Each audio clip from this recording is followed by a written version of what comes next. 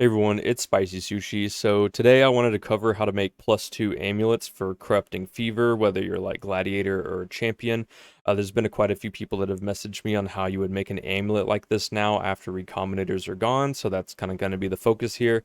Now, first and foremost, I do want to say, for those of you that are coming into the YouTube channel just to vent out your hatred for the game and like taking it out on me, this is not really the channel to do that. I want no matter what the crafting environment now is in the game, I do want to be able to still educate people on how to make the items that they want to make.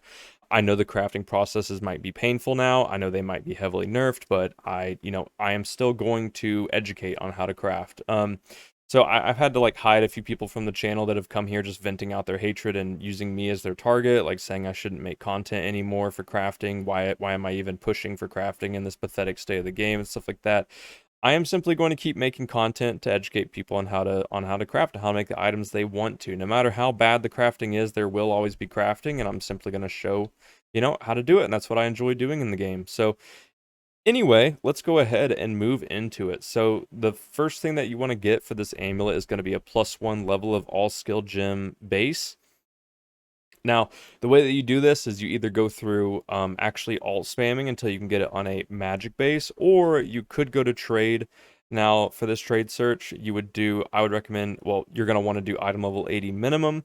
We're going to need to do not corrupted and not mirrored, and you can choose your amulet base if you have a preference. I think maybe you need more intelligence on CF, so maybe you go with lapis. Now, if you got one of these amulets, we do need to annul it down to literally just being skill gems. You could do this by, you'd basically buy these triple prefix items. Like this one would be pretty good to get. This one, but we need to get all skill gem by itself with no suffixes as well. So once you have done that, whether through alt spamming or by just annulling it down, let's get over to this step. So of course you'd have whatever amulet base you wanted. Let's assume you alteration orb and do all skill gem. Just keep in mind, like if you're at like this point right here where you have a suffix, you could just do like a double imprint. You could imprint here, annul, okay, and then what you would do now again is you would imprint again, and then we will regal. Now, if you regal a suffix, you're good to go, but if you regal a prefix, you will need to go for an annul. But yeah, like right there, we're gonna go for an annul. We hit the all skill. We have our imprint that we can go back to, our Krakit Chimeral, imprint, regal.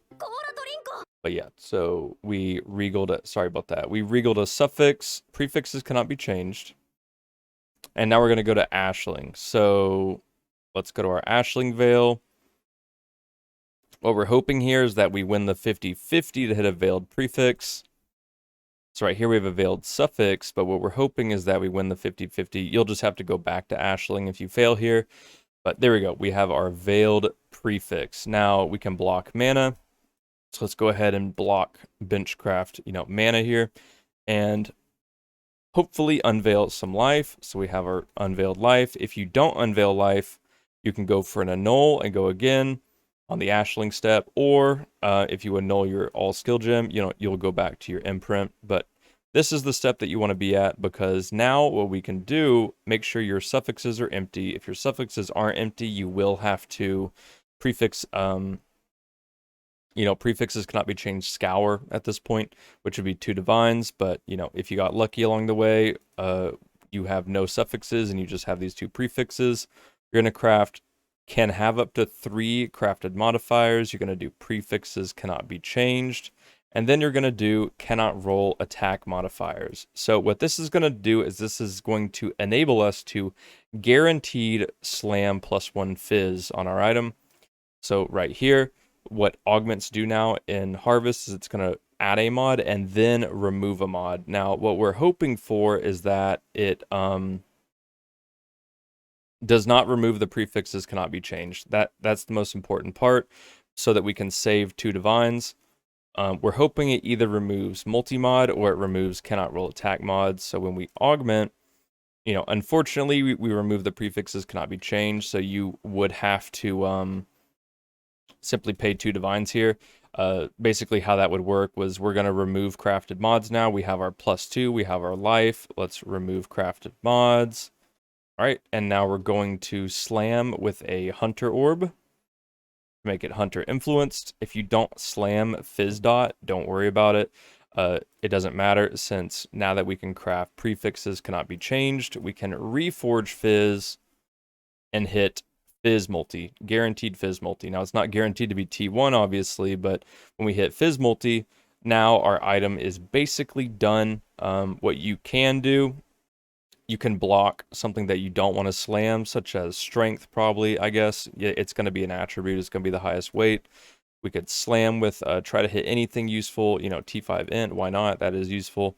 And then you can finish with a, you know, a bench crafted resistance, whatever you want to do here. So you have, you know, plenty of options. Now, it's important to note that when you when you're on the reforge fizz step, it is possible that you could brick your item by hitting 3 suffixes, but even if you do brick your item with 3, okay, it's not really bricking your item obviously, but you are filling up your suffixes like this.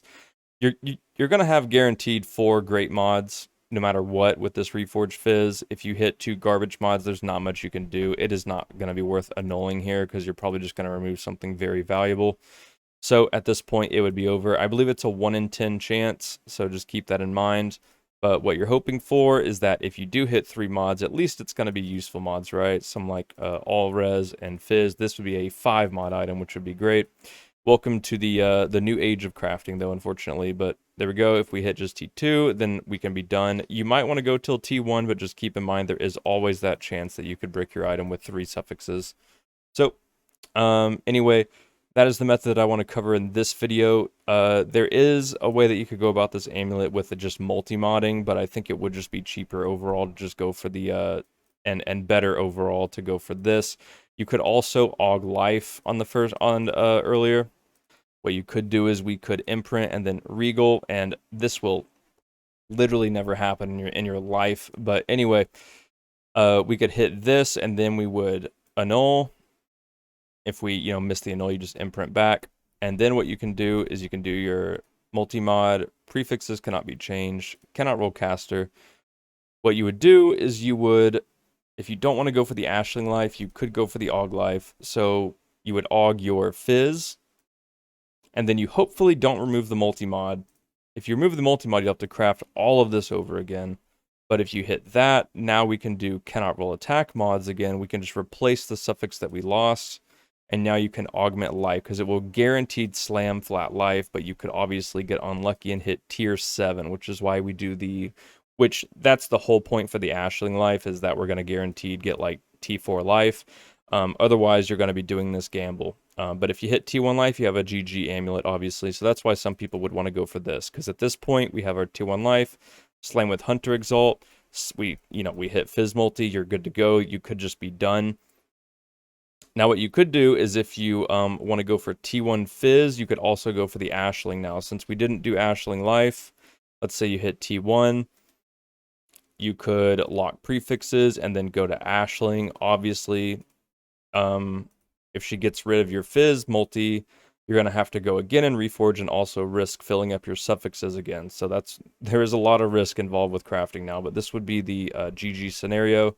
You would probably block with this. And then you'd unveil something useful like Cold and Chaos, and then you can finish with a bench craft. So this would be absolute game over GG. Like, this would be an absurd amulet, but obviously extremely costly. All right, now I wanted to go ahead and cover the multi-mod method in case you don't want to do any kind of Ashling gambling. The Ashling gamble is not that bad because all you have to do is just hit a veiled prefix. But obviously, some people don't want to go through that part of it, so you could do the multi-mod method, but it does come with its own risks as well, so just keep that in mind. But what you can do is you would get to this step, we would do, multi-mod, prefixes cannot be changed, cannot roll attack mods, and we would go ahead and use this to slam our guaranteed +1 fizz. Now, the issue with this part is that, we hit the ideal scenario where we remove the cannot roll attack mods, so we saved a bunch of money. But the thing is if you hit any of the other mods, other than cannot roll attack. Like let's say we hit prefix lock. This is an issue because we need prefix lock and we need multi-mod. So in this situation, we would have to just completely get rid of everything.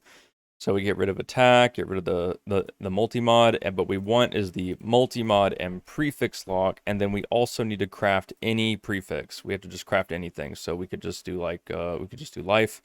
And then you're going to slam your Hunter Orb, and if you don't hit Fizz Multi, we're going to, well, even if you did hit Fizz Multi, we would have to get rid of these mods. But here, since we still have prefix lock and multi-mod, and we have a filled prefix, we can reforge Fizz for guaranteed Fizz Multi.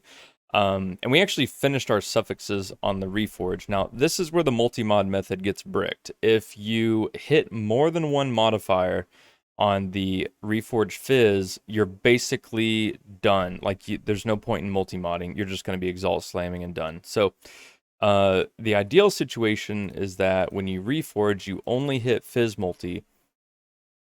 So now you finish your entire item by doing this. You just do the, you know, if you want to go for Fizz T1, you can, but there's always the risk, obviously, because with every reforge, you do have to recraft, cannot roll mods and go again. So you probably wouldn't. You would just hit T2 and be done.